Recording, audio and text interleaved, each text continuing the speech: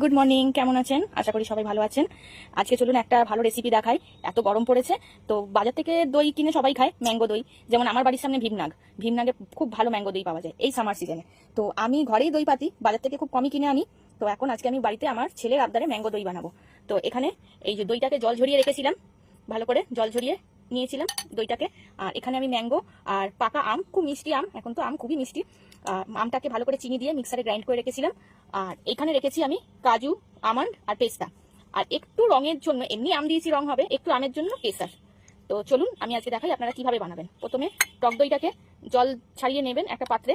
তারপর এখানে আম আর চিনির যে পেস্টটা করে রেখেছিলাম, মানে গ্রাইন্ড করে রেখেছিলাম, এটা এর সাথে মেলাবো। দেখুন, এই দেখুন, এই যে দইটাকে জল ছাড়িয়ে রেখেছি, এবার আম আর চিনি পেস্টটাকে এর সাথে মিশিয়ে দেবো।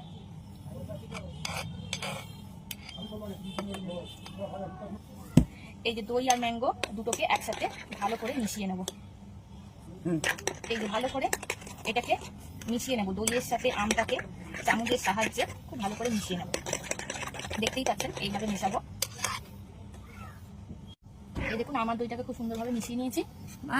হ্যাঁ বাবা, আমার জন্য ম্যাঙ্গো দই বানাচ্ছো, তাহলে আমি তোমার একটু হেল্প করি। হ্যাঁ আচ্ছা করো। তুমি ওই ড্রাই ফ্রুটস গুলো কাটা আছে, ওইগুলোকে আস্তে আস্তে এগুলোর মধ্যে ছড়িয়ে দাও তো দেখি। হ্যাঁ, এই ড্রাই ফ্রুটস গুলো কাটা ছিল আমার, কাজু, পেস্তা, আমন্ড। আমার ছেলে আমার বললো আমার হেল্প করবে, তো এতে হেল্প করে দিয়েছে, ও ছড়িয়ে দিল। আমি এটাকে সুন্দর করে মিশিয়ে নিলাম। এটাকে ভালো করে মিশিয়ে নেবো। মিশিয়ে নেওয়ার পর একটু আমি কালারের জন্য বলতে পারো বা এমনির জন্য একটু কেসার দিয়ে দিলাম, যাতে একটু সুন্দর কালারটা আসে।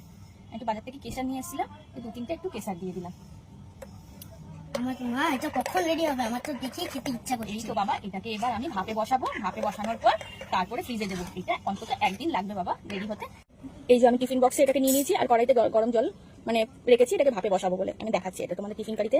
এইভাবে আমার টিফিন কারির মধ্যে এটাকে নিয়ে নিয়েছি, দইটাকে এবার করছি। এই যে কড়াইতে আমি একটু গরম জল করে নিয়েছি, আর একটা স্ট্যান্ড রেখেছি যাতে ভেতরে জলটা না ঢুকে যায়। এর উপরে আমি টিফিন বক্সটাকে বসাবো। জল ফুটছে, এই বেশিক্ষণ বসাবো না, ভাপে হার্ডলি 15 মিনিট, 15 থেকে 20 মিনিট একটু ভাপে রাখতে হবে। জুন, দেখ তো ম্যাঙ্গো দইটা বানিয়েছি কেমন হয়েছে খেতে। আজকেই বানালাম, দেখ খেয়ে বল কেমন হয়েছে।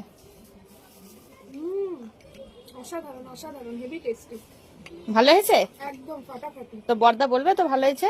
হেভি হেভি মিষ্টির দোকান ফেল হয়ে গেছে, হেভি সুন্দর। Thank you. ওয়েলকাম।